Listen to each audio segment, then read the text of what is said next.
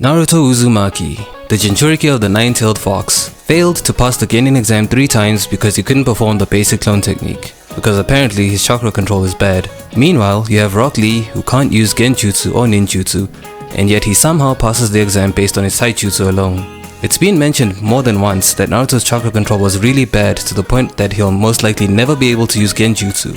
He can, however, perform most ninjutsu that doesn't rely on him having a refined chakra control, with the downside of him wasting chakra, again because of his lack of chakra control. Now, if Rock Lee was able to excel in one area to the point where he was given an exemption, then Naruto, as the Jinchuriki and the equivalent of a nuclear deterrent, should have been given specialized training from the very beginning.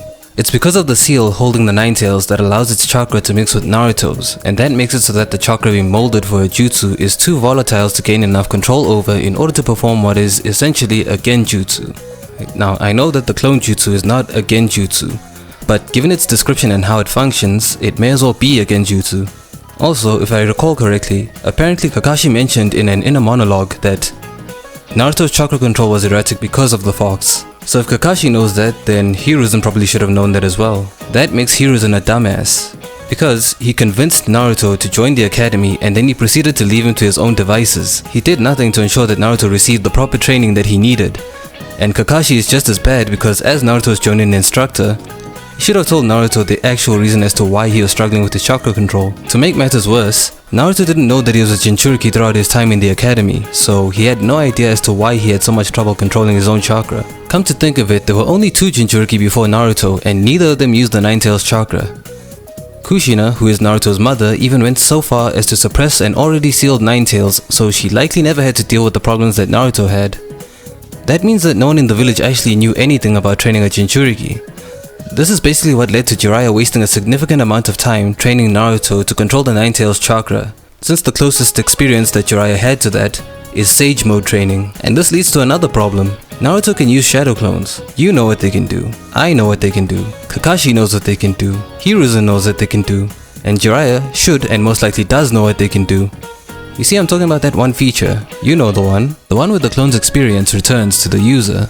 Naruto doesn't know this. Well, he does, but he only finds out after Kakashi tells him when training Naruto to use his wind nature. To be fair, Naruto is unnecessarily stupid. I mean, his idiocy is part of his character. It's basically a plot point. But you have to understand that Naruto's lack of awareness should have a limit. Somehow, he can come up with plans on the fly to get the upper hand against his enemies. Also, he can pick up on details that help him plan and outmaneuver his opponents. So why did Kakashi not tell Naruto of the Shadow Clone's most useful feature? Better yet, why not give him training with that feature in mind? How is it that in the 3 or so years of him using the Shadow Clone technique, he didn't once, not once, did he ever notice this one feature of the Shadow Clone? How did Jiraiya not have him make use of them during their training trip?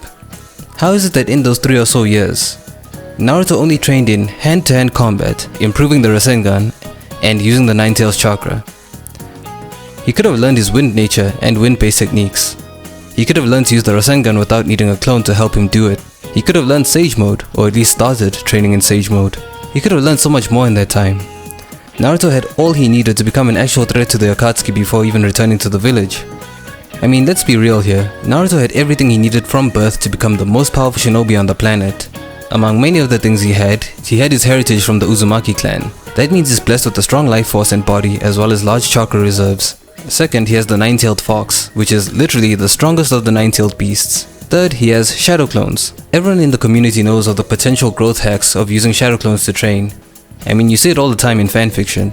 I mean, honestly, how do you have a character with so much potential and end up with something like this?